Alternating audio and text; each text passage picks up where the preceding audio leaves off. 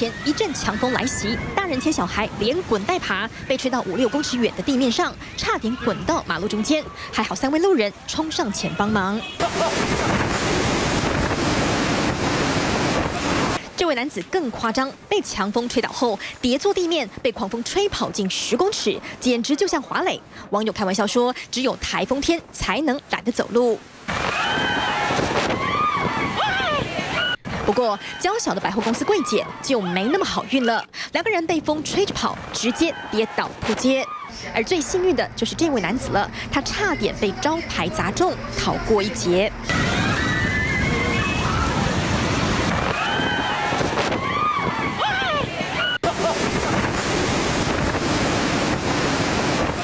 强台来袭，大风狂吹，街头处处险象环生，大人小孩全被吹得心惊胆跳。